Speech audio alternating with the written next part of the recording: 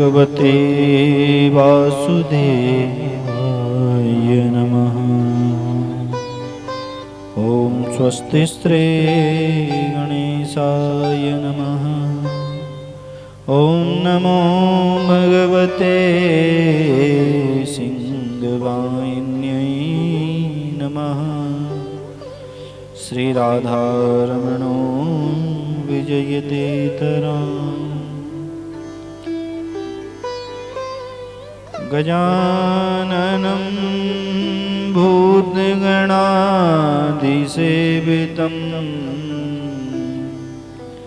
कपित्तजम्बूफलचारुभक्षणम् उमासुतं शोकविनाशकारकम् नमामि विघ्नेश्वरपादपङ्कजम्। सर्वचैतन्यरूपां तां माद्यां विद्यां च रूपिणीं बुद्धिं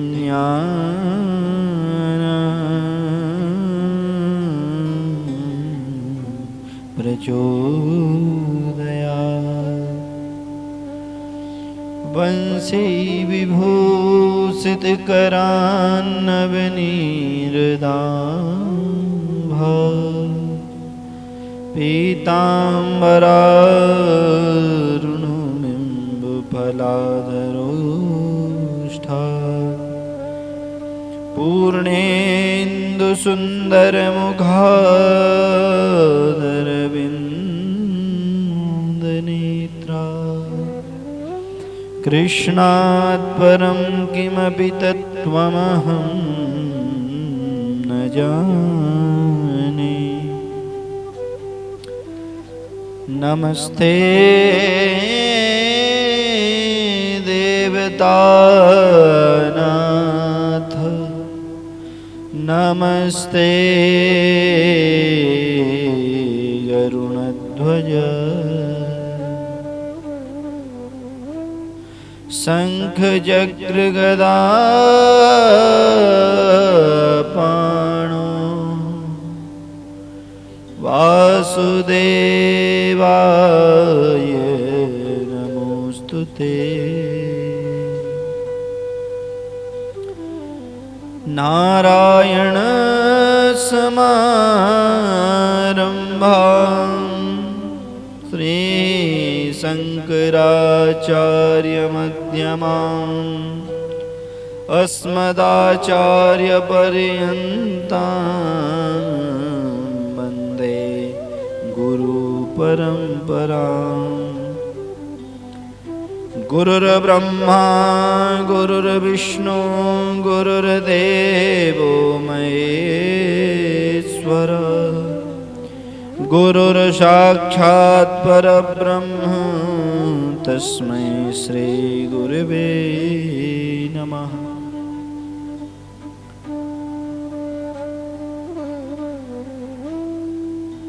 जय जय श्री राधारमण जय जय नवल किशोर।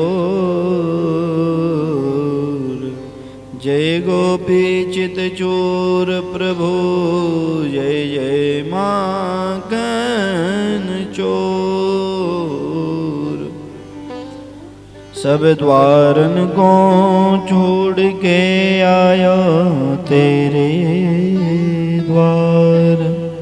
हे वृषभानु की लाडली निक मेरी ओर निहार। तुम राधे मेरी मात हो पिता मेरे घनश्याम। इन दोनों के चरणन में मेरा कोटि कोटि प्रणाम। बोले वृंदावन बिहारी लाल की जय। श्री राधा रमण भगवान की जय। श्री पुरुषोत्तम मास की जय, श्री पुरुषोत्तम पुराण की जय, जगदम्बा महारानी की जय, सभी देवी देवताओं की जय। जय जय श्री राधे, जय जय श्री राधे, जय जय श्री राधे श्याम। हरे कृष्ण कृष्ण कृष्ण हरे हरे, हरे राम राम राम हरे हरे, हरे कृष्ण कृष्ण कृष्ण हरे हरे, हरे राम राम राम हरे हरे। जय जय श्री राधे श्याम। आइए कुछ क्षण भगवान का कीर्तन करें, फिर भगवान की कथा में प्रवेश करेंगे। श्री राम जय जय राम, श्री राम जय जय राम, श्री राम जय जय राम, श्री राम जय जय राम, श्री राम जय जय राम, श्री राम जय जय राम, श्री राम जय जय राम, श्री राम जय जय राम,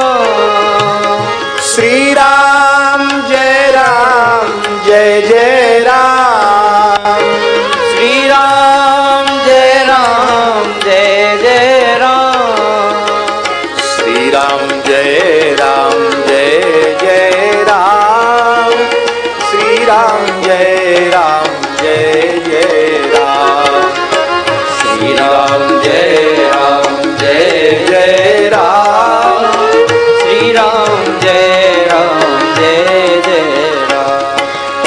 श्री राम जय जय राम, श्री राम जय जय राम, श्री राम जय जय राम, श्री राम जय जय राम, श्री राम जय जय राम, श्री राम जय जय राम, श्री राम जय जय राम, श्री राम जय जय राम, श्री राम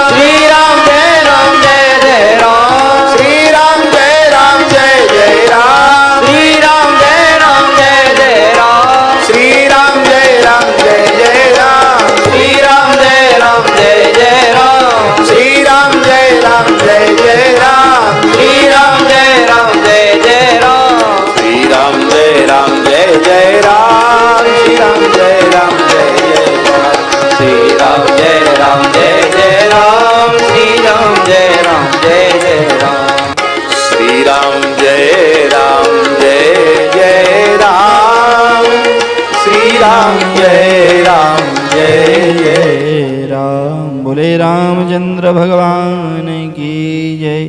जय जय श्री राधे। अकारण करुणा वर्णालय भक्त वांछा कल्पतरु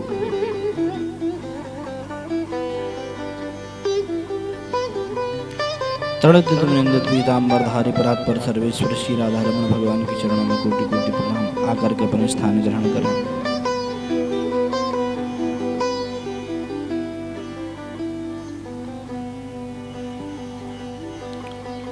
परा भगवती के चरणों में कोटि कोटि प्रणाम। आकर के अपने स्थान ग्रहण करें।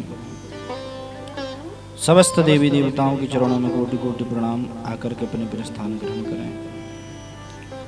समुपस्थित बैठे समस्त वैष्णव विप्र, वैष्णव भक्त, भगवत सूत्रीण, भगवत चरण अनुरागी, भगवत भक्त, मातृशक्ति माताएं एवं यूट्यूब फेसबुक चैनल के माध्यम से देख रहे भगवान की कथा, समस्त भक्तों के हृदय में बैठी मेरे भगवान को प्रणाम। सबको राधे राधे।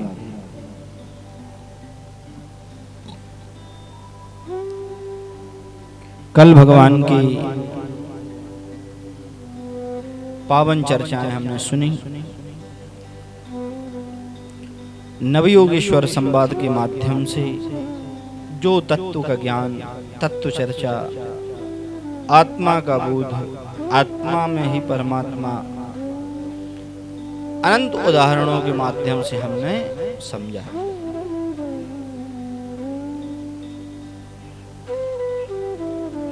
पुरुषोत्तम मास में भी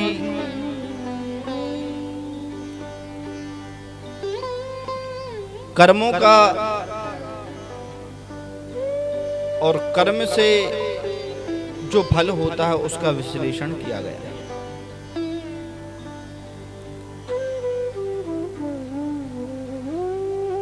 पुरुषोत्तम मास में पूरे मास का एक उदाहरण द्रौपदी है कि उन्होंने अपने पूर्व जन्म में पुरुषोत्तम मास का बहिष्कार कर दिया, अपमान कर दिया और कहा कि हम ऐसे व्रत को नहीं रहेंगे। उस कारण उन्हें इस जन्म में दुख भोगना पड़ा, जंगल में यात्राएं करनी पड़ी। तो भूलकर भी जो पुरुषोत्तम मास के व्रत का अपमान कर देते हैं, भूलकर भी जो पुरुषोत्तम मास के मास को कहते हैं कि हम नहीं मानते, ज्यादा नियम धर्म से नहीं करने चाहिए, तो कहते हैं ऐसा करने में उन्हें पाप लगता है। शास्त्र कहता है कि जब तक भगवान की उपासना की पद्धति नहीं अपनाएंगे तब तक भगवान पास में नहीं आएंगे। जब तक व्यक्ति मनुष्य तप, विद्या, योग बल से परिपूर्ण नहीं होगा तब तक उसके पास परमात्मा की झलक नहीं आएगी। तप का मतलब है व्रत करना, उपवास करना, इसे कहते हैं तप। पहले के समय में ऋषि मुनि घर छोड़कर चले जाते थे और तपस्या करते थे, वो सतयुग का तप था। पर कलयुग का तप क्या है? बोले व्रत, उपासना और भगवान के बनाए हुए इन व्रतों को धारण करना ही तप है। हमें भगवान के पुरुषोत्तम मास का विधान करना चाहिए, हमें कार्तिक मास का विधान करना चाहिए, हमें भगवान के वैशाख आदि मास का विधान करना चाहिए।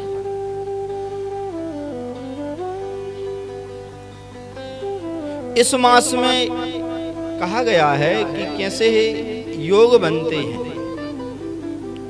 केवल पूरे मासों में पावन पुरुषोत्तम मास ही एक ऐसा मास है जिसमें सूर्य भगवान की संक्रांति नहीं पड़ती। सूर्य भगवान की संक्रांति कहते हैं, जो हर महीने भगवान सूर्य एक राशि पर जाते हैं उसे कहते हैं संक्रांति। हर महीने में अपनी राशि बदलते हैं सूर्य भगवान, एक राशि को छोड़ करके दूसरी राशि में चले जाते हैं। जनवरी फरवरी में भगवान जब मकर राशि पे आते हैं तो वहां कौन सी संक्रांति पड़ती है? मकर संक्रांति।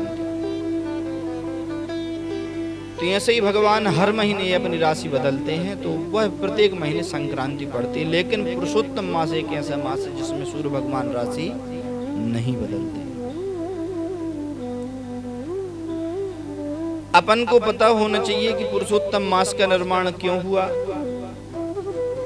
पहली बात तो पुरुषोत्तम मास का निर्माण इसलिए हुआ क्योंकि हिरण्यकश्यप को मारना था भगवान को, और उसने वरदान लेके रखा था कि भैया भगवान की बनाई हुई सृष्टि में 12 महीनों में मरूंगा नहीं। हिरण्यकश्यप जो था उसने वरदान ब्रह्मा जी से पाया था। कैसा वरदान? बोले उसने वरदान पाया था कि मैं भगवान की बनाई हुई, ब्रह्मा की बनाई हुई 12 महीनों में किसी भी महीने में ना मरूं। तो भगवान ने कहा ठीक है भैया, ब्रह्मा ने 12 महीनों को बनाया, हम एक महीना अलग से बनाते हैं। तब भगवान ने एक महीने को बनाया जिसे कहते हैं पुरुषोत्तम मास, और इस महीने में भगवान ने उसका वध किया।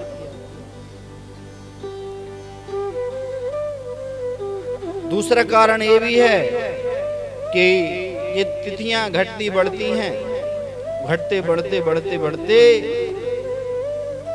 एक महीने का रूप धारण कर लेते हैं, जो कि 3 वर्षों बाद एक महीना पूर्ण रूप से बन जाता है।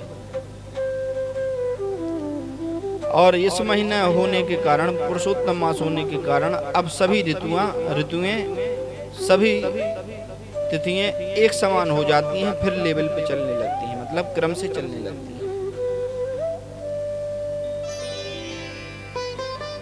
तो पुरुषोत्तम मास पावन मास।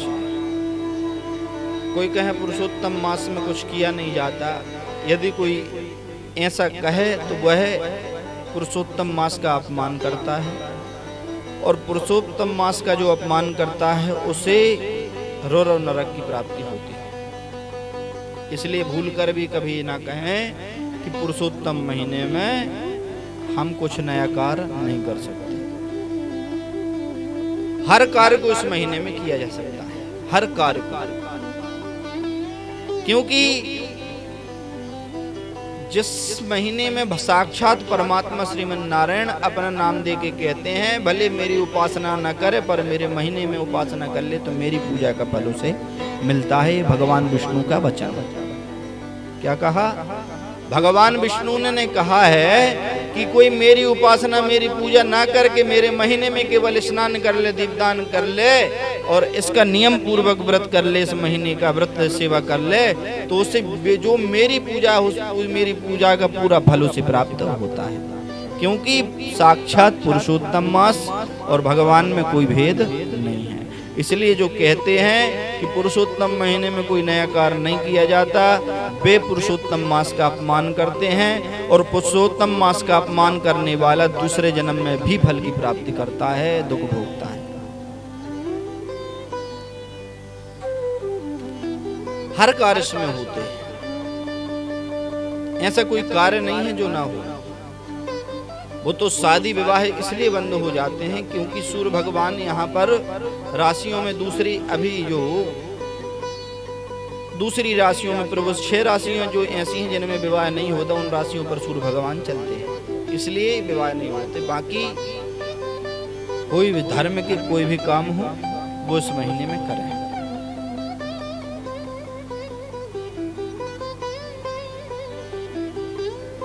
नैमिषारण्य की पावन धरा पर सोनकादि 88,000 ऋषि बैठे हैं।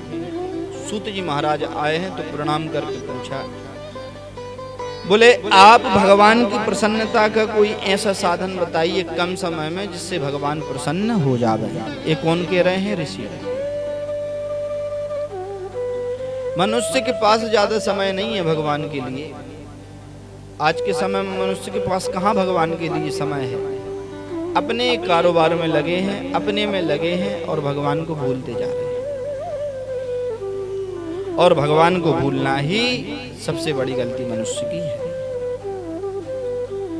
तो सूत जी महाराज कहते हैं, ऋषि कहते हैं, सूत जी आप जो हैं व्यास जी के शिष्य हैं। व्यास जी कौन है? बोले ये 18 पुराण जिन्होंने लिखे, एक वेद था उसके 4 रूप करे, ऋग्वेद, यजुर्वेद, सामवेद, अथर्ववेद, और बड़ी बड़ी स्मृतियों को लिखने वाले ऐसे भगवान के अवतार श्री व्यास जी महाराज। तो आप उनके शिष्य हैं, इसलिए आप में ज्ञान अधिक है। इसलिए शास्त्र हमेशा एक चीज कहते हैं कि अपन को यदि अच्छा बनना है, अपन को श्रेष्ठ बनना है और अपन को अच्छा मार्ग चाहिए, तो अपन ही अच्छों की संगत करनी चाहिए। संगत का प्रभाव शरीर पर, जीवन पर पड़ता है। संगत का प्रभाव शरीर पर भी पड़ता है और जीवन पर भी पड़ता है। एक कहावत है, संगत से गुण आते हैं, संगत से गुण जात, लोहा पड़ा जहाज में संगत से उतरात। अपन लोहे को यदि जल में फेंक देंगे तो वो डूब जाएगा, लोहे को जल में फेंकेंगे तो वो डूब जाएगा, लेकिन वही लोहा हजारों कुंटल नाव में रख दो तो वो लोहा डूबेगा नहीं। क्यों? क्यों? नाव काट की है, नाव पवित्र है। तो ऐसे ही अपन को यदि जीवन में तरक्की चाहिए तो अपन ही अच्छों की संगत करनी चाहिए। ये संसार बाजार है, ये संसार जो है बाजार है। अपन जैसे बाजार में जाते हैं तो कई प्रकार के, कहूँ भट्टा मिल रहे, कहूँ टमाटर मिल रहे, कहूँ मिर्ची मिल रही, कहूँ धनिया मिल रही, कहूँ मसाले मिल रहे, कहूँ घेरा मिल रहे तो ये जमाने की चीजें मिल रही हैं। तो ऐसे संसार में कौन सी चीज है जो नहीं मिलती बाजार में? तो ऐसे ही संसार रूपी ये बाजार में जिसमें हम आए हैं, इसमें हर प्रकार की वस्तु मिलती है। अब निश्चित हमें करना है कि हमें कौन सी वस्तु खरीदनी और कौन सी छोड़नी। यहाँ पर भगवान की प्राप्ति के साधन भी मिल रहे हैं और यहाँ पर नरक की प्राप्ति के साधन भी मिल रहे हैं। पर बुद्धि विवेक से अपन को ये ज्ञान लेना चाहिए, अपन को होना चाहिए कि हमें कौन सी वस्तु खरीदनी है। संसार रूपी बाजार में सुख दुख तो मिलता ही है, पर एक मार्ग परमात्मा की भी मिलता है संसार बाजार में, और एक परमात्मा कुकर्म करके एक नरक का द्वार भी मिलता है। अब हमें जो मार्ग चयन करना है अपनी बुद्धि से करना है। तो सूत जी कहते हैं, ऋषियों मनुष्य को अच्छी संगत करनी चाहिए। अच्छे व्यक्ति की संगत करके ही मनुष्य संसार का जो है संस्कारवान होता है, और संसार में संस्कारवान ही व्यक्ति पूजनीय होता है। हम में सद्भाव है, हम में अच्छे भाव हैं, हम में अच्छे कर्म हैं, हम में अच्छी बुद्धि है, हम हर कार्य विचार के करते हैं। तो कहते हैं हम यहाँ हम बैठे, पर यदि बाहर भी हमारे परिचित कोई बाहर है तो हमारी प्रशंसा करेंगे। क्यों? क्योंकि हम में गुण है। और कुकर्म है तो मरने के बाद भी आदमी कहते अच्छा तो मर गया, अच्छा मर गया। जीव जिंदा था तो सता रहा था, मरने के बाद भी प्रेत बन के सता रहा था। तो अच्छे को लोग चाहते हैं और बुरे को कोसते हैं। तो हमें कार्य कैसा करना चाहिए? बोले हमें कार्य ऐसा करना चाहिए कि वह बाद में भी लोग उसको स्मरण करते रहे। सूरदास जी ने ऐसा कार्य किया भगवान की भक्ति करके कि आज हम सूरदास भगवान की चर्चा करते हैं भक्ति मार्ग में। मीरा जी ने ऐसी भगवान की भक्ति करी, आज भी हम उनकी चर्चा करते हैं। कबीरदास जी, रैदास जी, रसखान जी, जितने संत हुए सबने भगवान का मार्ग अपनाया और ऐसा कर्म किया। आज भी हम चितारे कितने अच्छे थे, भगवान के रसिक थे, भगवान की भक्ति की छाप छोड़ गए। तो शास्त्र कहता है कीर्ति रियस्य सजीवती। मनुष्य देखो शरीर कितना कभी ना कभी तो जाएगा, इसमें संदेह नहीं है, पर कीर्ति जो है मनुष्य की ख्याति वो छूट जाती है और उसी को लोग याद करते हैं। इसलिए हमें ऐसा कर्म करना चाहिए कि लोग हमें बाद में भी याद करें, अच्छे कर्म करें। तो सूत जी कहते हैं, ऋषियों हम आपको कथा बता रहे हैं। हमने अभी अभी भागवत जी सुनी है, परीक्षित जी को सुना रहे थे, सुखदेव जी उनके मुझसे सुना और फिर उन सुन करके हम यहाँ आ गए। भक्ति ज्ञान वैराग्य की चर्चा हुई, पर अब हम आपको एक ऐसा व्रत बता रहे हैं, एक ऐसा उपाय बता रहे हैं, एक ऐसा भगवान की प्राप्ति का साधन बता रहे हैं जिसे करने के बाद मनुष्य निश्चित अपनी मुक्ति तय कर लेता है। क्या है वो? बोले वो है भगवान का पुरुषोत्तम व्रत। बोले एक कैसा व्रत? बोले ये है अधिमास व्रत। बोले अधिमास? बोले जिसको मलमास कहते थे पूर्व में। बोले वे क्या है मलमास? तो हमने और मास तो सुने हैं, चैत्र मास सुना, वैशाख सुना है, कार्तिक मास सुना है, अगहन सुना है, ये तमाम मास सुने हैं, 12 मास सुने हैं, ये मलमास तो हमने पहली बार सुना है। बोले एक मास भगवान ने निर्माण किया, 13वां महीना भगवान ने बनाया, तो भगवान ने उसको बना करके और उसमें हिरण्याक्ष का वध कर दिया और भगवान ने उसको छोड़ दिया।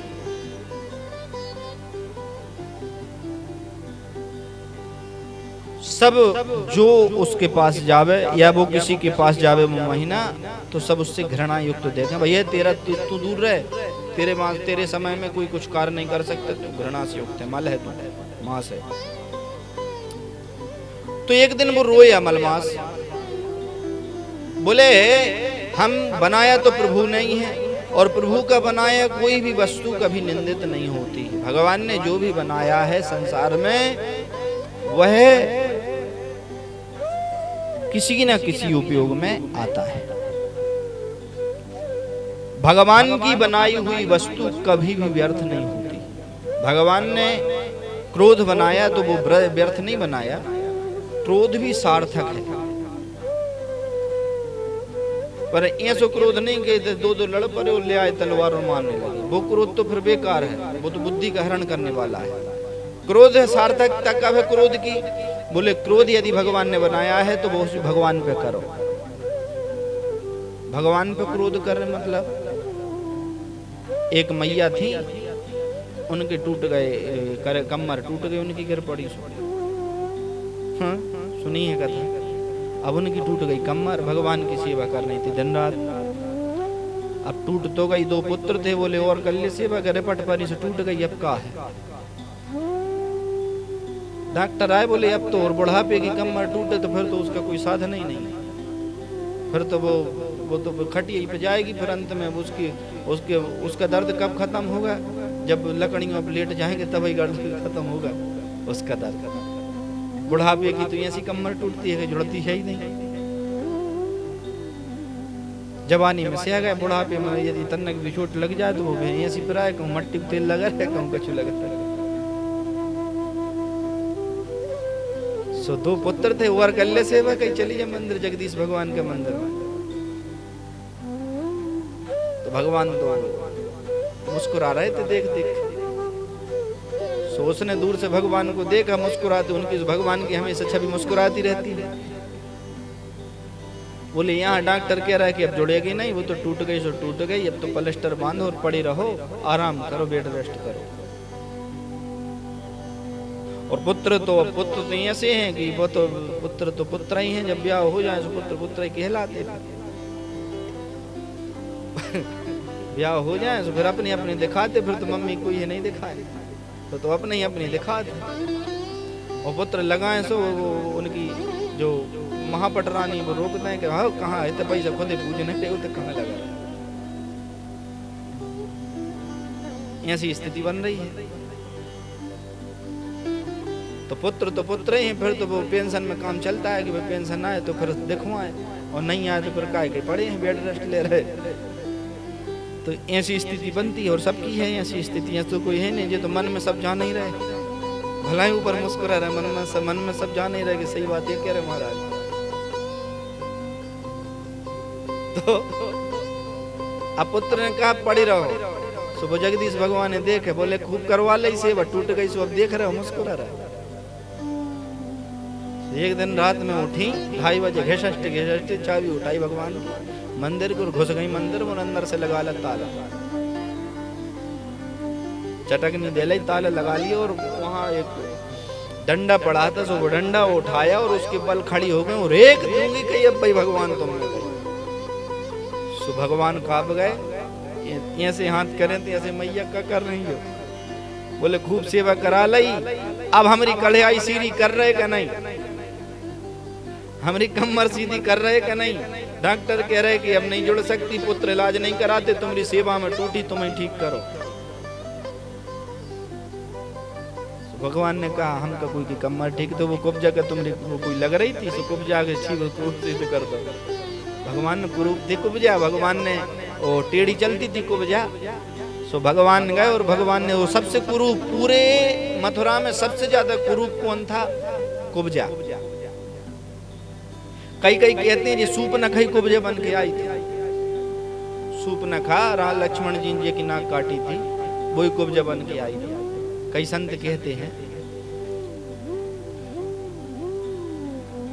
तो वो चंदन बड़ो अच्छो घसे कुब्जा।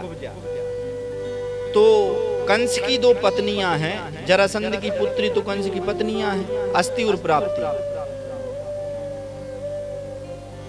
तो कंस ने जब उनने सोचा कि देखो महाराज के सन, जब महाराज कंस भोजराज कंस जब स्नान करते हैं तो उन्हें अच्छा जो है चंदन मत करके पूरे शरीर में गंधे यानी इत्र मिला करके उसमें भयंकर महंगे इत्र मिला करके उसमें चंदन को अच्छो घिस करके उसका लेप बना करके पहले तो महाराज भोजराज के पूरे शरीर में उपटन होता, फिर महाराज स्नान करने जाते। और एक बात कहें तो ठीक रहेगा कि तेल लगाने की परंपरा तो बाद में प्रारंभ भई, पहले समय में तेल स्नान के पहले लगाया जाता था और फिर बाद में स्नान किया जाता था। पहले शास्त्रों में जहां कहीं भी आई बात है तेल लगाने की कि शरीर में तेल लेपन करें, तो तेल पहले लगाया जाता था और फिर स्नान किया जाता था तेल लगा करके। उससे शरीर जो है स्वच्छ रहता था और जो शरीर में पवित्रता रहती थी। पर अब स्नान के बाद यहाँ पूछ लें कि जी हाथों मारे, ऐसी पूछ लें कि हाथों मारे, तो प्रेम से बोलना पड़ेगा। तो बेरानियां जानती थी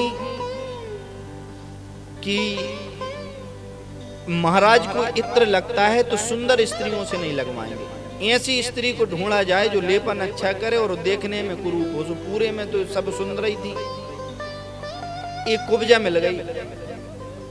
तो कुब्जा रोज भगवान को रोज उस राजा को कंस को अष्टगंध लगाती और उसको पूरे में चंदन का लेपन करती, फिर महाराज स्नान करते। तो एक दिन वो चंदन का लेप लगा ले करके और जा रही थी कटोरे में भर के। सो भगवान आए थे, कहाँ से, बोले वृंदावन से आए थे, सीधे मथुरा में उनका पहला ही कदम था और पहला कदम था और आकर के कुछ देर तो घूमे और भगवान ने देखा कि भगवान स्नान करके आए, धोबी घाट में वस्त्र पहन के आए, माला डलवा के आए, चंदन नहीं लगा। तो ब्रजवासी कहें लाला बिना चंदन के तो हम ऐसे लगे चंडाल लगे, और बिना चंदन के चंडाल लगता ही है, जब तक चंदन नहीं लगता तो वो पवित्र कैसे माना जाता है। इसलिए रोज व्यक्ति को चंदन लगाना चाहिए। मनुष्य की पहचान तो चंदन ही से होती है,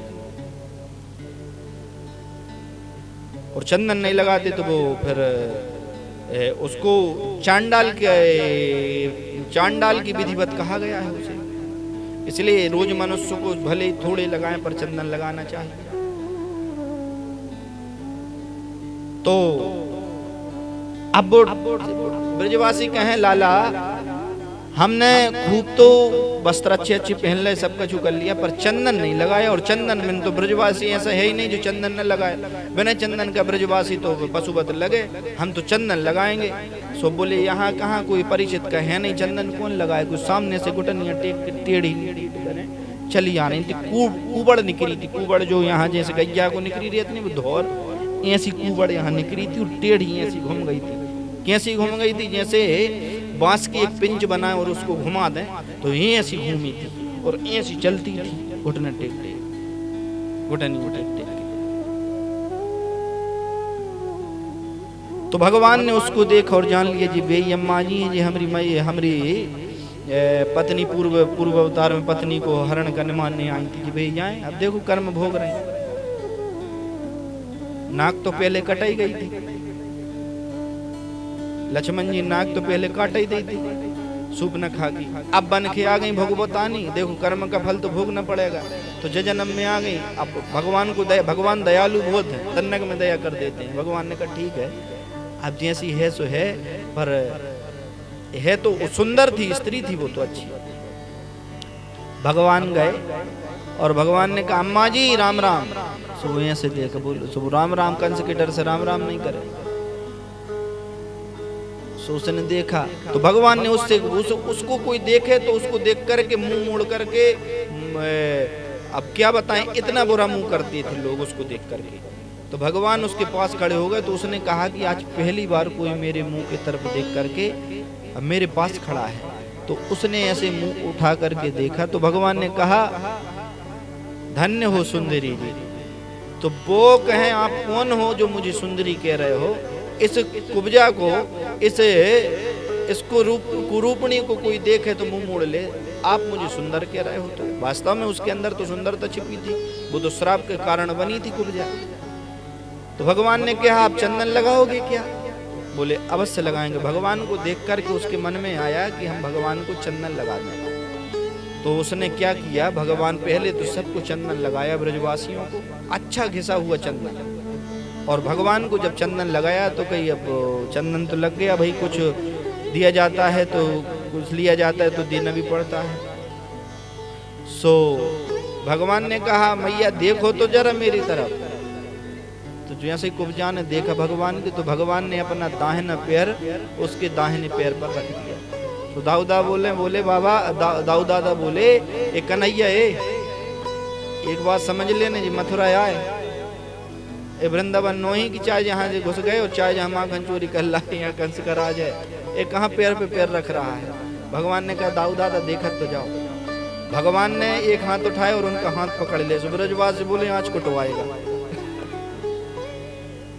भगवान ने दाहिने पैर से उसके दाहिने पैर पर पैर रख दिया और एक हाथ उसके हाथ पकड़ लिया और दूसरा हाथ उठा करके तोड़ी में लगाया और ऐसे लगा करके देखो जरा मेरी तरफ। तो जैसे उसने भगवान ने एक झटका से दाऊ दादा के जो तो क्या कर रहे हैं। तो दाऊ दादा में रख गए। ब्रजवासी सब डंडा लेकर हो करने लगे और भगवान ने ऐसे लगा के एक झटका दिया तो वो सीधी खड़ी।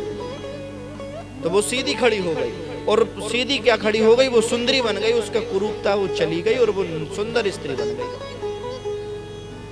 और भगवान ने उसका कल्याण कर दिया। तो कहने का भाव है कि भगवान क्या नहीं कर सकते। तो वो बूढ़ी मैया कहें कि कुब्जा तो तुमने ठीक कर दो और डॉक्टर कह रहे कि हमारी पीठ ठीक नहीं हो सकती, कमर टूट गई और पुत्र पैसा लगा नहीं रहे और पेंशन मिलती नहीं है पहले के समय में। अब तुम्हें ठीक करो, नहीं हम जो डंडा लाए सो तुम्हें बीमार है।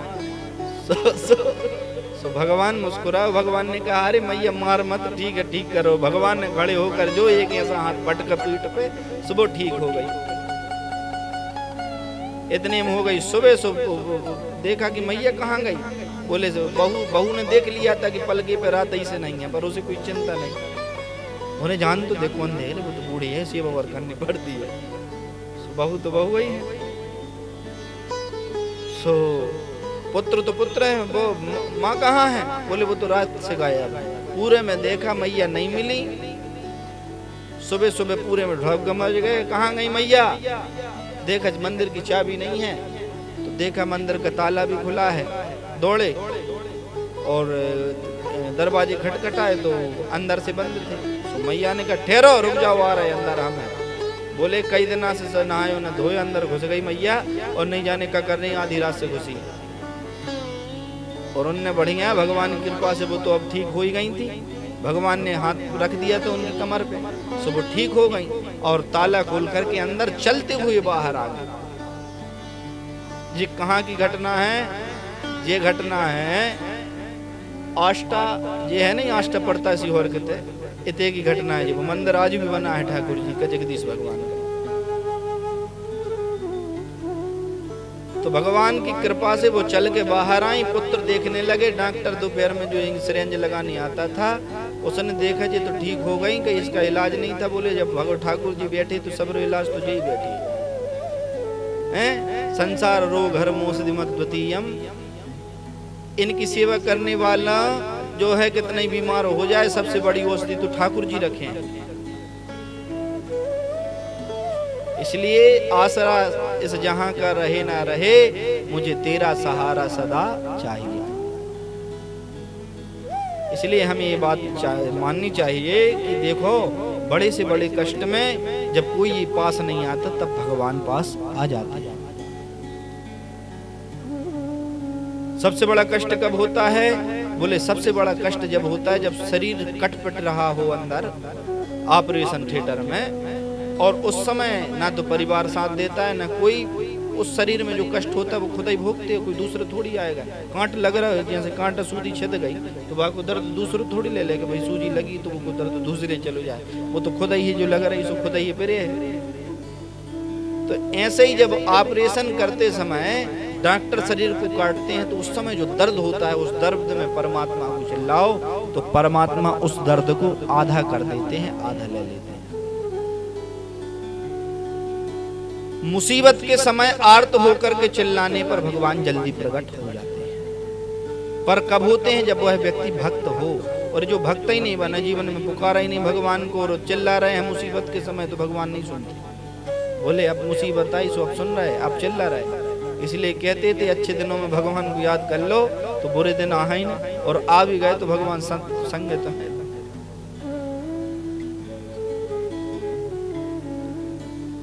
तो सूत जी यही कहते हैं कि देखो भाई, व्यक्ति का सबसे बड़ा साथी परमात्मा है। पल पल परछाई ही परमात्मा का रूप है, और जिस दिन शरीर से परछाई अलग हो गई समझ लेना परमात्मा उस शरीर से अलग हो गए। उस शरीर का अस्तित्व नहीं है, मरने के बाद शरीर की परछाई नहीं बनती। क्यों? क्योंकि परमात्मा चला जाता है, फिर तो वो ढांचा रहता है, जल जाएगा। इसलिए जिंदा में परछाई बनती है, मरने के बाद शरीर की परछाई नहीं बनती। तो प्रेम से बोलना पड़ेगा।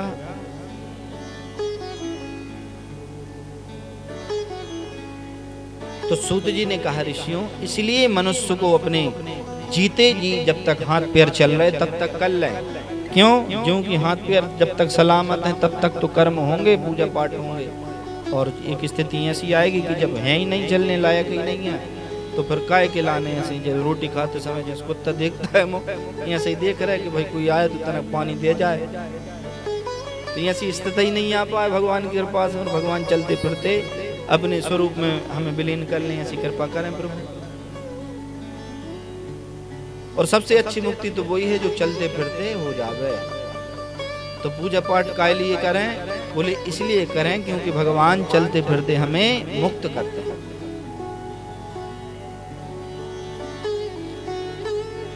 तो सूत जी ने कहा पर कर्म यदि हमारे गलत हो गए हैं तो हमें कई जन्मों बाद भी भोगना पड़ता है।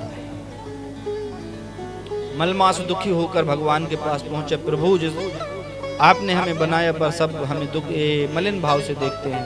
भगवान ने कहा मेरा नाम मैं तुमसे जोड़ देता हूँ, आज से तुम्हें कोई मलमास नहीं कहेगा, तुम्हें आज से पुरुषोत्तम मास कहेगा। और जो मेरी पूजा पाठ करता है इस महीने में, उसे प्रत्यक्ष मेरी पूजा का हजारों गुना फल मिलेगा। और महीनों में जो पूजा करोगे उसका वही फल रहेगा, लेकिन इस महीने में जो पूजा पाठ करोगे उसका 10,000 गुना फल मिलेगा। यानी और महीनों में स्नान करने से स्नान का ही फल है, पर इस दिन इस महीने में स्नान कर लिया तो कहते हैं 10,000 बार गंगा नहाने का एक दिन में स्नान का फल प्राप्त हो जाता है। कितनी? 10,000।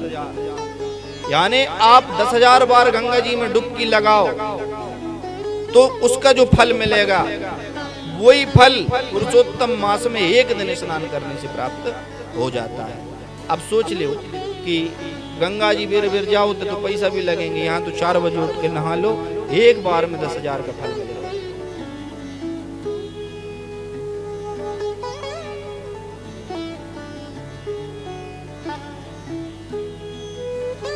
मेरा नाम जुड़ गया, हर कार्य सफल होगा जो इस मास में कोई कुछ करेगा भगवान का कार्य। प्रभु सूत जी कहते हैं ऋषियों भगवान का नाम जोड़ा, भगवान आ गए वैकुंठ में। एक बार द्वारिका, सूत जी कहते हैं ऋषियों ध्यान से सुनना, भगवान जा रहे थे द्वारिका और द्वारिका से वो लौटे हस्तिनापुर, तो यहाँ पर जो पांडवों को वनवास हो गया था तो पांडव वनवास में थे, तो आज भगवान को पांडवों की याद आई और भगवान वनवास में वन में चले गए पांडवों से मिलने। तो भगवान जैसे ही वन में गए तो पांडवों ने भगवान को देखा, कृष्ण को देखा तो मानो प्राण आ गए उन शरीर में, दौड़ पड़े, गले से लगा लिया भगवान को। भगवान ने इनको दुखी देखा कि क्या है, जंगल में स्थिति कैसी है इनकी, देखो खाने को कुछ मिलता है, कभी मिलता है कभी नहीं मिलता। जो भीम इतना भोजन करते थे आज सूखे बेर खा रहे हैं, कितने दुखी हैं। बहुत भगवान व्याकुल हुए, भगवान को क्रोध आया, भगवान ने कहा मैं दुर्योधन को अभी नष्ट कर दूंगा। अर्जुन ने कहा प्रभु आप भक्ति टेढ़ी नहीं करें, आप प्रलय कर देंगे तो उसमें हम भी मर जाएंगे, आप कृपा करें। भगवान ने कहा द्रौपदी ये सब तुम्हारे कारण हो रहा है। क्यों? इस जन्म में तुमने कुछ नहीं किया, पर पूर्व जन्मों के कारण तुम्हें ये दुख भोगना पड़ रहा है। और तुम्हें पता है तुम्हारे 5 पति क्यों हैं? बोले नहीं पता प्रभु, कहीं मैं बताता हूं।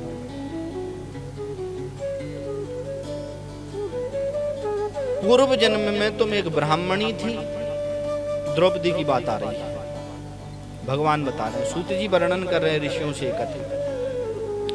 द्रौपदी जो है पूर्व जन्म में एक ब्राह्मणी थी, इनके पिताजी तपस्वी थे, भगवान का भजन किया करते थे, मेधावी इनके पिता का नाम था। द्रौपदी पूर्व जन्म में एक ब्राह्मणी थी, इनके पिता का मेधावी नाम था और वो मेधावी ऋषि स्वरूप में रहते थे और सदैव भगवान का भजन किया करते थे। और उनके एक ही पुत्र थी, पत्नी शांत हो गई थी, पुत्री का लालन पालन किया करते थे और भगवान की सेवा करते थे। जब पुत्री धीरे धीरे बड़ी हो गई तो पुत्री ने देखा कि चारों ओर आश्रमों में सब ऋषियों की पत्नियां हैं, उनके बच्चे खेलते हैं, मैं विवाह योग्य हो गई हूँ, मेरे पिता मेरी विवाह की नहीं सोच रहे। कौन सोच रही हैं? मेधावी ऋषि की पुत्री, मैं विवाह योग्य हो गई हूँ पर मेरे पिताजी अभी विवाह की सोच ही नहीं रहे, मैं क्या करूं? मैं सीधे तो कह नहीं सकती कि पिताजी मेरा ब्याह कर दे। तो पिताजी ने एक दिन मन की बात जान ली और पुत्री को देखा कि ये विवाह के लिए है, इच्छुक है, तो पिताजी ढूंढ रहे हैं पर कहीं वर नहीं मिल रहा। कभी कभी भाग्य टेढ़े पर जाते हैं, ढूंढते ढूंढते भी भाग्य ऐसे टेढ़े रहते हैं कि ढूंढते ढूंढते भी हमें वर नहीं मिल पाते। तो बहुत दुखित हुए, चारों ओर वो घूमने लगे, घूमते घूमते घूमते घूमते अब जहां जाएं वहीं निराशा उनको प्राप्त हो, कहीं कोई सुयोग्य उनको दामाद मिले ही नहीं। घूमते घूमते उनको एक दिन रास्ते में बुखार आ गई और बुखार जब आ गई, एक तो पुत्री के विवाह की चिंता और दूसरा शरीर भी घूमते घूमते कहीं कुछ मिल ही नहीं रहा है, कुछ योग्य कहीं वर प्राप्त हो ही नहीं रहे हैं, तो बुखार आ गई, ज़्यादा टेंशन बढ़ आई और जब ज़्यादा टेंशन होती है तो शरीर कमज़ोर पड़ जाता है। अब उनको जब टेंशन आई, अब घर आते आते पुत्री का मुख देखें और फिर नीचे में सिर करके रोने लगेंगे, मेरी पुत्री विवाह योग्य, मैं क्या करूं? और धन भी नहीं है मेरे पास विवाह के लिए, मैं क्या करूं? उसी चिंता चिंता चिंता चिंता में पिताजी ने प्राण त्याग दिया और जैसे ही मेधावी ऋषि ने प्राण त्यागे कि वो ब्राह्मणी पुत्री रोई, उस ब्राह्मण की मेधावी ऋषि की पुत्री रोई, अरे मेरे पिताजी मुझे छोड़ करके कहाँ चले गए, इस घने जंगल में एक आश्रम में मैं और आप रहती थी, अब मेरी देखभाल कौन करेगा, अब मेरा सहायता कौन करेगा, मुझे भोजन की व्यवस्था कौन करेगा, मैं कहाँ जाऊंगी, मैं किससे क्या मांगूंगी, मैं तो बर्बाद हो गई पिताजी। माँ तो मुझे पहले ही छोड़ के चली गई, एक आपका आसरा था तो आप भी मुझे छोड़ के चले गए, अब मैं क्या करूं, मेरी रक्षा कौन करेगा। वो रोई, पिताजी पड़े हैं धरती पर, जमीन पर पड़े हैं पिताजी, और उनने उन पिताजी का, अपने पिता का सिर उठाया और गोद में रख लिया और रो रही हैं चिल्ला चिल्ला करके कि मेरे पिताजी छोड़कर चले गए, अब मैं क्या करूंगी, मैं कहाँ जाऊंगी, ना तो मेरे पास कुछ खाने को है, ना रहने की अब कहीं व्यवस्था होगी, मैं असहाय इस जंगल में कैसे रहूंगी।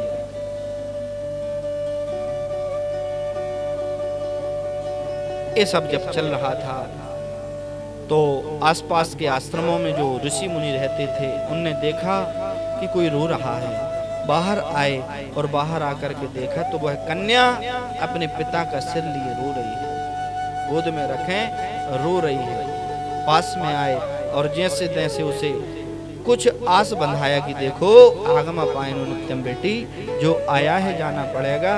अब देखो पहले थे तब भी कार्य हो रहे थे, अब ये नहीं रहेंगे फिर भी कार्य तो होंगे, किसी के आने जाने से कार्य कभी रुकता नहीं है, संसार का क्रम तो जो चल रहा है वो चलता रहेगा। पुत्री अब धीरज रखो, सब तो हैं, और कहते हैं श्रेष्ठ मनुष्य वही है जो दुख में किसी का साथ दे दे। सबसे बड़े व्रत का फल उसी को प्राप्त होता है जो किसी को दुख में सहायता कर दे।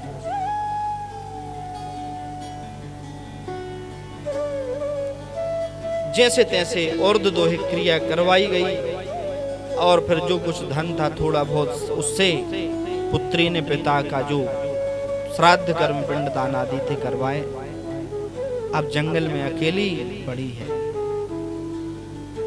अब न उसका कोई ठिकाना है, क्या करे। तो रहते रहते रहते रहते एक दिन दुर्वासा ऋषि जो हैं वो आश्रम में आ गए, और दुर्वासा ऋषि जब आश्रम में आए तो दुर्वासा जी को देख कर के इन्होंने समझा कि अब एक महात्मा आ गया है, महात्मा हमारी कोई रक्षा करेगा। ये जो महात्मा हैं ये भगवान के प्रिय हैं और कहते हैं ये भगवान शंकर का स्वरूप माने जाते हैं, और क्रोध भी इनको बहुत जल्दी आता है। बैठी थी ऋषि आए आश्रम में, प्रणाम किया है ऋषिवर हमारी रक्षा करें, हमारी सहायता करें, आप अच्छे आए, हमारे पिता चले गए हैं, अब हमारा कोई नहीं है संसार में, आप कोई ऐसा उपाय बताएं जिससे कि हम उसको करके भगवान के मार्ग पर जाकर के भगवान की कृपा प्राप्त करें। तो ऋषि ने कहा देखो बेटी, आज से 3 महीने बाद पुरुषोत्तम मास लगने वाला है। ये कौन कह रहे हैं? दुर्वासा जी उन मेधावी ऋषि की पुत्री से। भगवान की प्राप्ति करनी है तुम्हें, भगवान को प्रसन्न करना है तुम्हें, और इन दुखों से मुक्त होना है तुम्हें, तो तुम एक काम करना, जो पुरुषोत्तम मास लगे तो उसमें प्रातः ब्रह्म मुहूर्त में उठ करके स्नान करना, भगवान शालिग्राम की सेवा करना, और सेवा करके तुम भगवान के सामने दीपदान करना। बेटी दीपदान साधारण नहीं होता, तुम ऋषि कुमारी हो। 3 प्रकार के दीपदान हैं।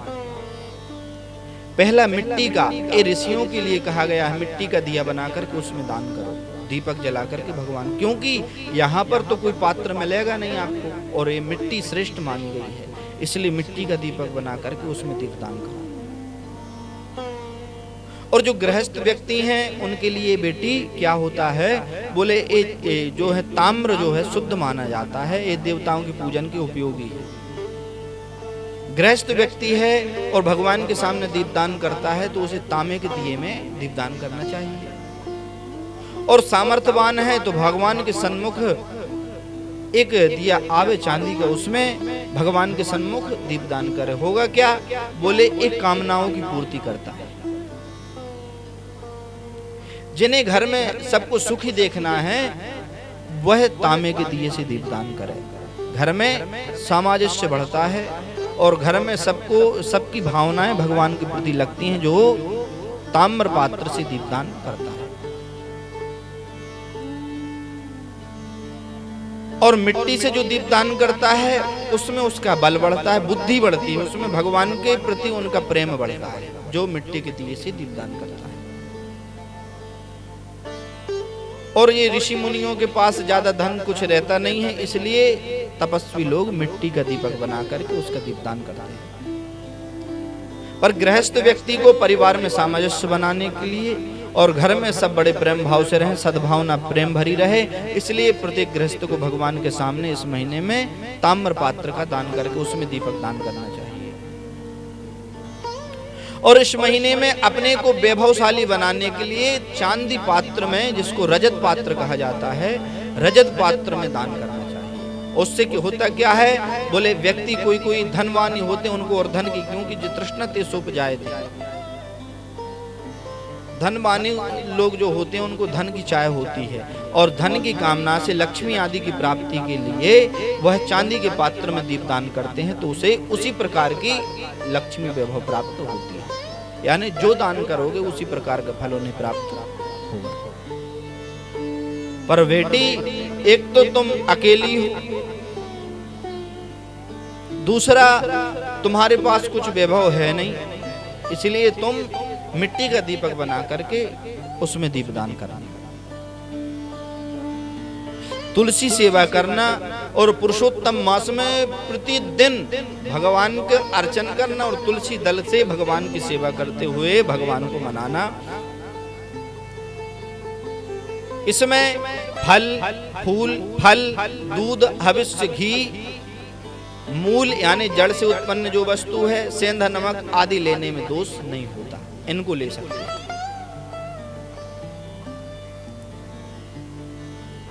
इसमें लहसुन, प्याज, व्रत वाले व्रत जो करते हैं उनको लहसुन, प्याज, उड़द, मसूर, जो तामसिक प्रवृत्ति का अन्न है उसको इस महीने में बिल्कुल त्याग देना चाहिए, उस घर में बनना नहीं चाहिए। और विधि विधान से भगवान की एक महीने निरंतर सेवा करना चाहिए। इस पुरुषोत्तम मास के प्रभाव से वह व्यक्ति भुक्ति मुक्ति दोनों प्राप्त करता है और भगवान की कृपा शीघ्र ही प्राप्त करता है। जैसे ये बताया तो इनके मन में, उन ब्राह्मणी के मन में ये बात आई कि महाराज आप ये कह करके और मासों की निंदा कर रहे हैं, क्या कार्तिक मास छोटा मास माना गया है? आप मल मास के विषय में बता रहे हैं, दीपदान के विषय में बता रहे हैं, तो कार्तिक में ना करे कि व्यक्ति, वैशाख में ना करे भगवान शिव का जो प्रेम प्राप्ति कराने वाला वैशाख मास, श्रावण में ना करे। आप तो पुरुषोत्तम के महीने ऐसे बता रहे हैं, हम नहीं करेंगे। तो ऐसे जब कहा तो दुर्वासा जी तो क्रोध करने वाले ही थे, मन उन्हें एकदम से यहाँ तक क्रोध भुक्ति तक आ गया और उनने अपने आप को रोका। बोले कि मैं इसको अभी श्राप दे दूंगा, इसने भगवान के प्यारे पुरुषोत्तम मास का अपमान किया है और इस मास का अपमान करने वाला भगवान का अपमान करने वाला होता है, इसलिए मैं इसे श्राप दे दूंगा, पर मैं नहीं दूंगा। इसने भगवान के इस मास का अपराध किया है, इसको दंड जरूर मिलेगा, मैं नहीं दूंगा, पर इसे पुरुषोत्तम की अवहेलना करने पर दंड अपने आप मिल जाएगा। और मैं इसे श्राप यदि दे भी दूंगा तो इस जंगल में अकेली भटक रही है, क्या करेगी? इसलिए कुछ नहीं बोले और वहां से उठे, बेटी अब तुझे जो करना है सो कर, हम तो चले। एक ऋषि संत का काम होता है मार्ग दिखाना, यदि तुम पे चलना हो तो चलो और नहीं चलना हो तो मत चलो, अब तुम्हारी भोगवानी तुम जानो। और वहां से वो चले गए। इसने क्या किया, इस ब्राह्मणी ने कहा कि मैं अब कुछ नहीं करूंगा, ना तो पुरुषोत्तम मास करूंगा, कुछ नहीं करूंगी मैं। उसने सोचा मैं भगवान शिव की आराधना करूंगी, और कहते हैं उसने उस जंगल में भगवान शिव की 100 वर्षों तक आराधना करी, बूढ़ी हो गई बिल्कुल। और जब बूढ़ी हो गई और भगवान शिव की आराधना करती रही, तब भगवान शिव ने एक दिन दर्शन दिए और दर्शन दे करके कहा, बेटी तुमने एक अपराध कर दिया, इसलिए तुम्हें कुछ प्राप्त नहीं हो रहा है। क्या? बोले मेरा ही स्वरूप, मेरा ही अंश दुर्वासा जी है। याद करो, पहले आए थे तुम्हारे पास और उनने तुम्हें पुरुषोत्तम मास के व्रत को बताया था, तुमने उसका अपमान किया, इसलिए तुमने दुख भोगा है। मांगो क्या चाहिए? उसने एक भगवान शिव ने कहा कि देखो तुमने 100 वर्ष तक मेरी आराधना करी है, तुम मांग लो। तो उसके मन में तो एक ही था, मेरे पति मिल जावे। तो उसने हाथ जोड़कर, प्रभु कुछ देना है तो मुझे पति मिल जावे, पति मिल जावे। भूखी प्यासी थी तो हाथ जोड़कर बोले, मुझे पति मिल जावे, पति मिल जावे, पति मिल जावे, पति मिल जावे, पति मिल जाए। और इतना कह करके वह मौन होकर के गिर पड़ी, मूर्छित हो गई। भगवान ने हाथ आशीर्वाद दिया और अपना वरदहस्त उसके सिर पर रखा, वो बैठ गई, चेतना आई। बोले मेरा आशीर्वाद है, तुमको 5 पति प्राप्त होंगे। तो वो सकुचाई और उसको क्रोध भी आया कि प्रभु आप दे रहे, अरे कोई एक पुरुष की 5 पत्नियां हो तो चल जावे, पर एक पत्नी के 5 पति हुए कैसे चले? भाई कोई पुरुष है उसकी 5 स्त्रियां हैं, चल जाएंगे, पर एक स्त्री के 5 पुरुष कैसे संभव है? और आपको ये वरदान देने में मुझे लज्जा नहीं आई? आपको कुछ तो शर्म करनी थी। तो भगवान ने कहा, बेटी तुमने, शंकर जी ने कहा कि तुमने 5 बार कहा मुझे पति दो, वरदान में पति चाहिए, पति का दो, पति दो, पति दो, पति दो, पति। तो मैंने 5 बार तुमने कहा, तो मैंने 5 पतियों का आशीर्वाद। वो बोली हम 100 खाड़ कह देते तो दर्जन में 100 दे देते। बोले अब जो भगवान तो भगवान है, एक बार जो कह दिया वो होगा। भगवान ने कहा पर इस जन्म में नहीं, तुम्हें अगले जन्म में 5 पति बड़े तेजस्वी मिलेंगे और बड़े बलशाली मिलेंगे, पर तुमने पुरुषोत्तम मास का अपराध किया, इसलिए तुम्हें जंगल में भटकना पड़ेगा। तो कहते हैं भगवान की कृपा से उसने उस शरीर को, देह को त्याग दिया भगवान के चरणों में।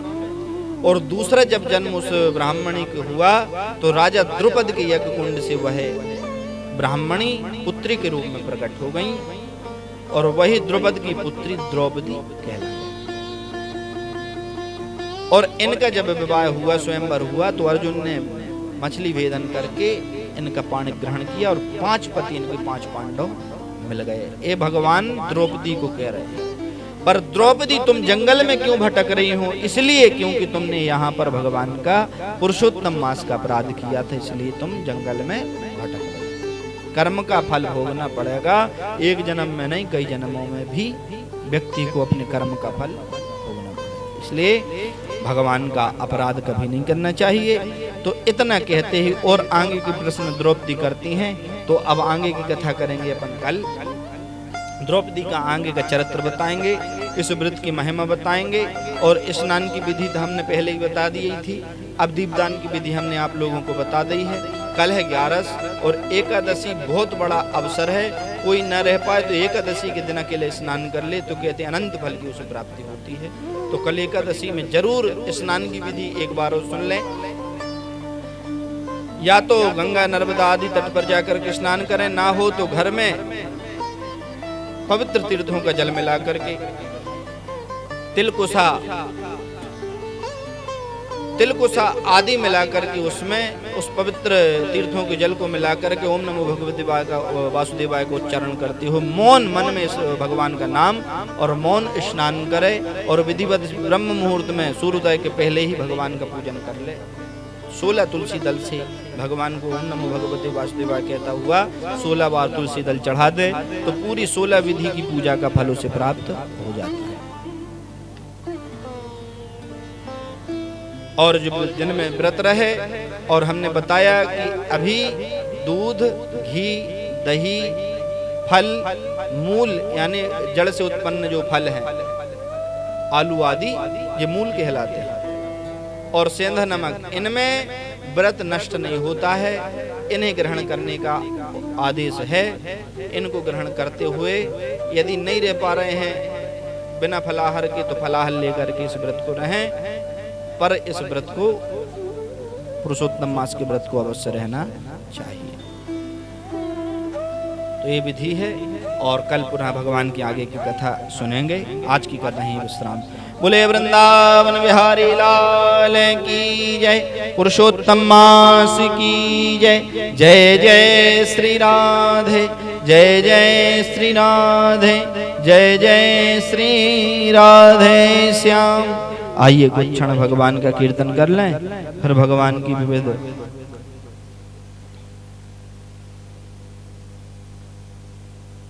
चर्चाओं को अपन कल करेंगे।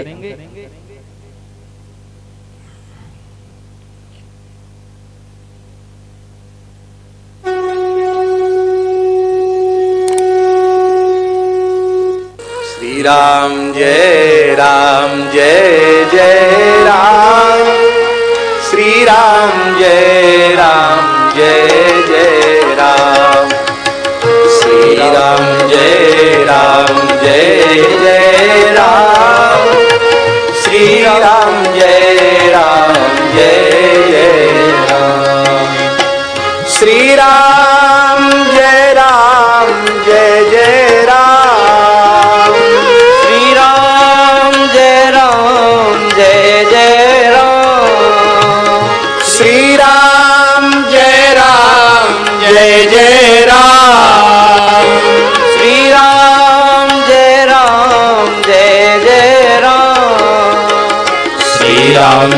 जय राम, श्री राम जय जय राम, श्री राम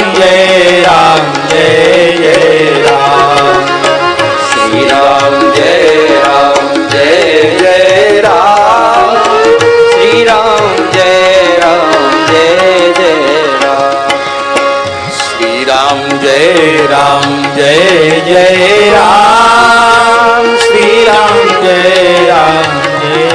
जय राम, श्री राम जय जय राम, श्री राम जय जय राम, श्री राम जय जय राम, श्री राम जय जय राम, श्री राम जय जय राम, श्री राम जय जय राम, श्री राम जय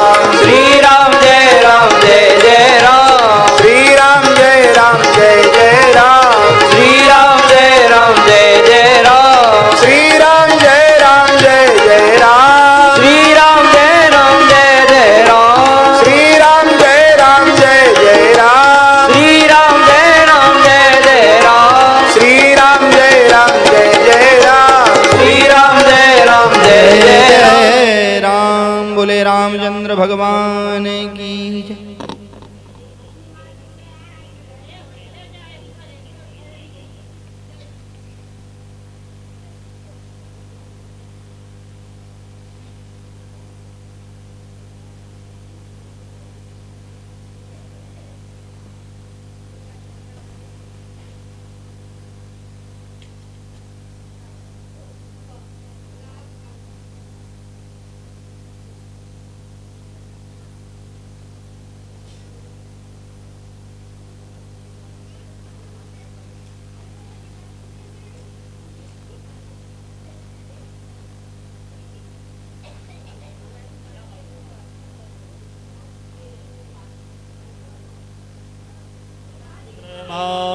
सोजा तक्षक्षोः आइए आरती करें। अजायतो श्रोत्राद्वा इष्य प्राणिष्य मोखा दग्निर्जायतो।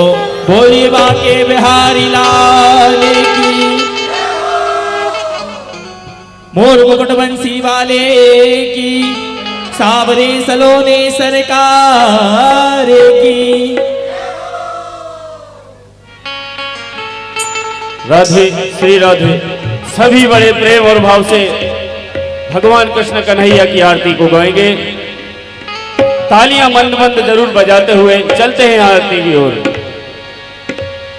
मन में बसा कर तेरी मूर्ति उतारूं मैं गिरधर तेरी आरती। मन में बसा कर तेरी मूर्ति उतारूं मैं गिरधर तेरी आरती। मन में बसा कर तेरी मूर्ति उतारूं मैं गिरधर तेरी आरती। मन में बसा कर तेरी मूर्ति उतारूं मैं गिरधर तेरी आरती। करुणा करो कष्ट हरो ज्ञान दो भगवन। अब मैं फंसी नाव मेरी तार दो भगवन। करुणा करो कष्ट हरो ज्ञान दो भगवन। अब मैं फंसी नाव मेरी तार दो भगवन। करुणा करो कष्ट हरो ज्ञान दो भगवन। अब मैं फंसी नाव मेरी तार दो भगवन। करुणा करो कष्ट हरो ज्ञान दो भगवन। अब मैं फंसी नाव मेरी तार दो भगवन। दर्द की दवा तो मेरे पास है। दर्द की दवा तो मेरे पास है। भगवान कृष्ण कन्हैया की छवि की ओर निहारते हुए मन में यही भाव ले क्या। दर्द की दवा तो मेरे पास है। दर्द की दवा तो मेरे पास है। जिंदगी दया की है मन में बसा कर तेरी मूर्ति उतारो मैं गिरधर तेरी आरती। मन में बसा कर तेरी मूर्ति उतारो मैं गिरधर तेरी आरती।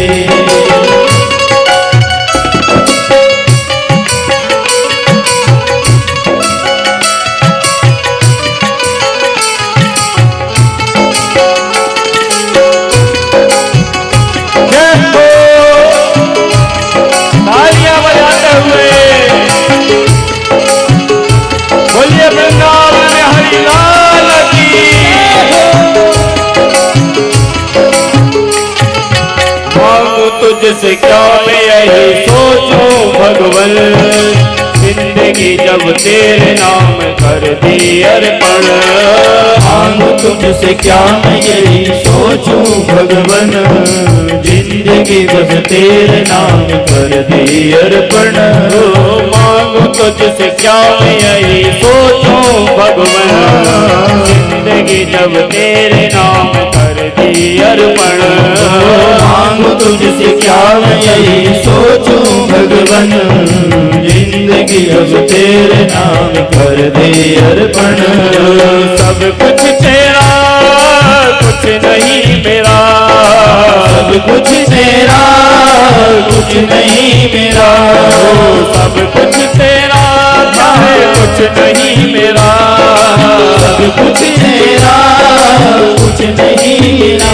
वो चिंता है तुझको प्यारे सरकार की, मन में बसा कर तेरी मूर्ति, उतारो मैं गिरधर तेरी आरती। मन में बसा कर तेरी मूर्ति, उतारो मैं गिरधर तेरी आरती।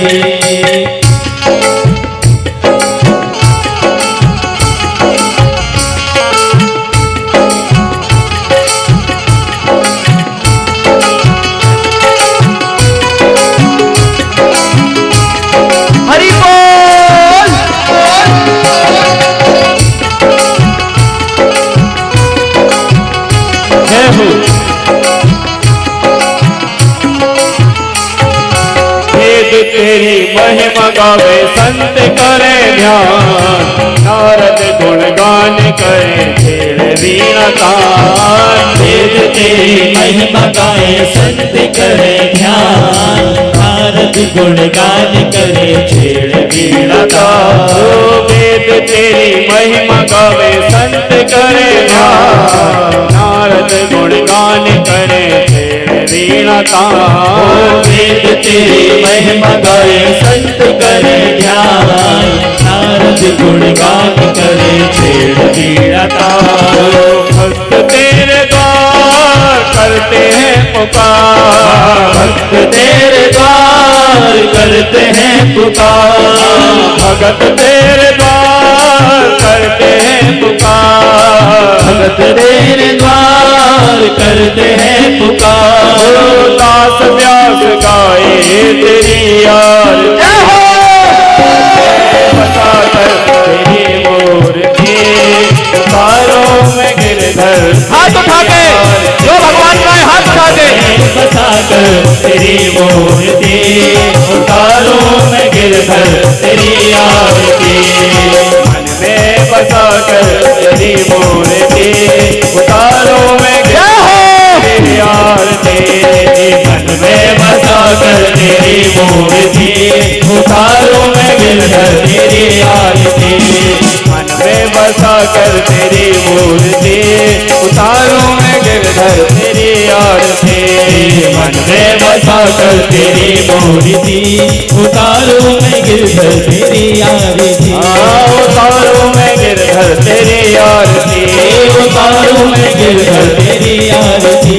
उतारो मैं गिरधर तेरी आरती, उतारो मैं गिरधर तेरी आरती। कर्पूर गौरम करुणावतारम, संसार सारम उदयेन्द्रहारम, सदा वसंतम हृदयार्थ वंदे भवम माला तुलताल काली कपाल माला तुलसे कराए, दिगंबराय च दिगंबराय नमः शिवाय च नमः शिवाय। त्वमेव माता पिता त्वमेव, त्वमेव बन्धु च सखा त्वमेव, त्वमेव विद्या सर्वं त्वमेव, त्वमेव सर्वं मम देव देव। गुरुर्ब्रह्मा गुरुर्विष्णु गुरुर्देवो महेश्वरः, गुरुर्साक्षात् परब्रह्म तस्मै श्री गुरवे